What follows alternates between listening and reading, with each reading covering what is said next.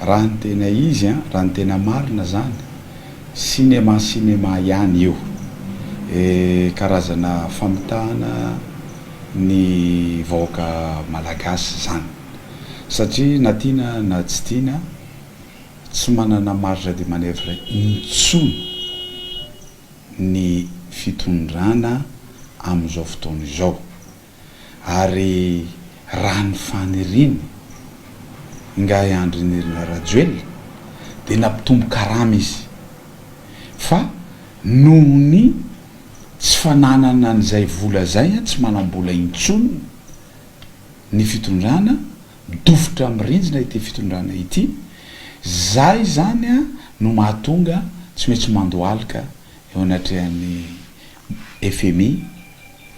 banque centrale banque mondiale sy ny Banque of Africa ka ny condition napetran'izy ireo de mazava tsara satria nanao an'iny lettre de tension iny isika malagasy tamin'ny alalan'ny ramatoa ministre sy ngahy gouvernoran'ny banque centrale fa raha handrainy vola io zay a de reto zavatra tsy maintsy ataonay de inona ary io zavatra ataonao anisan'ny zavatra anankiray ty zavatra système automatique zay fiakarany mety hiakarany sy hidinany carburant arakaraky ny cours international ka riny zavatra ny hitatsika iny tompoko tsy mahataitra ny FMI iny tsy mahataitra ny banque mondiale iny tsy iny zavatra ny fanaraha fa mazava ny le nitenen'ny ministre fa autorité supérieure izy izy tadidio tsara autorité supérieure no nanery azy zay ny taratasy iny salama hoe autorité supérieure zany moa izy autorité supérieure zany a Anjy Rajoelina nga Anjy Rajoelina sy prime ministre reo zany nanery azy hoe ahenao io aloha ananovantsika cinéma fa raha hiditra amin'ny resaka tena fanarahana isika dia tsy décision ohatran'izany no misy eto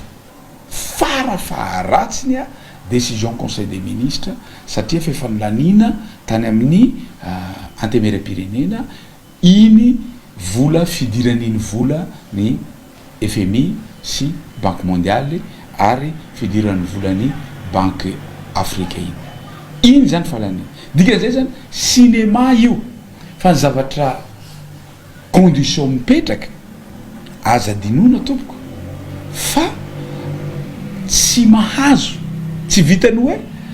hanaraka koro ajustement automatique io zany a arakaraky ny koro tsy vitan'izay fa tsy mahazo manao subvention intsony anjirama ny fanjakana zay ny antony iverenany délestage io so de gagy tsika io antony iverenany délestage io a satria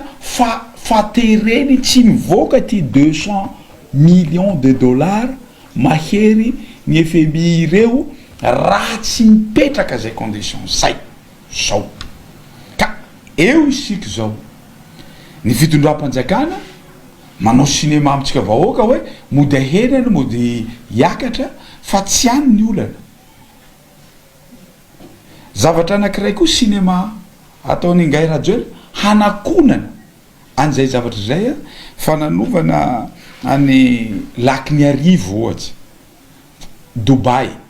reny zany a karazana fanakonana an'ty zavatra hiseho am'ty 2025 ty satria marina fa tam 2024 tsika tena tsy zakatsika tena sarotra ary tena tsy zaka ny vahoaka malagasy mihitsy indrindra itsika ny akabiazan'ny vahoaka malagasy fa ity 2025 ity tompoko de ho sarotrarotra kokoa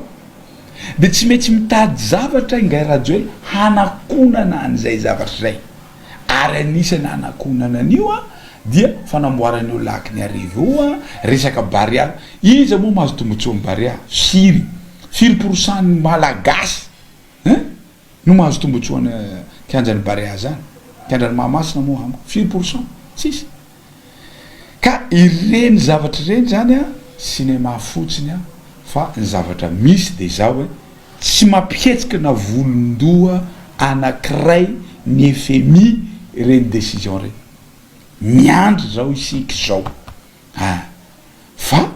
izy ny teneniko teo iny raha tsy miroso angakaingana koa isika mety atahorana ty resaka karama satria soa ihany mako fa nisan'ny FMI nisan'ny banque mondiale nisan'ny banque of Afrique nanetsy na ny banque fa atahorana koa ara ny karama raha koatra ka tsy miroso angakaingatsika zay ny mahatonga ny zareo a taitra fa te hiroso amin'io zavatra lazaina fa ny mpanohatra ny mampikorontana ny mampikorontana eto ane ry zareo no taitra daholo ry zareo satria fantatsy ny fitondram-panjakana mihitsy fa ho sarotro 2025 io de mikoropaka ry zareo hoe ahoana ny andaminatsika an'ity zavatsy ity satria tsy zahay mpanohatra no mitondra fa iry zareo no mitondra de fantatsy ny zareo ho sahirana zareo na ny eveka nefa ny teny enjamiko teniny eveka iny hoe tena mosary jerevinareo io aloha ka izay zavatra zay tsy vita rapitso de rapitso ka tsy zahay mpanohatra na mosary amin'ny voaka malagasy fa ianareo mpitondra no izy indrindra fa ingay andreny rajoela tsatra mihitsy ny tanjona na tonga atsika farapara voalohany amin'ny resaka fahatsana ka izay ny resaka cinéma fotsiny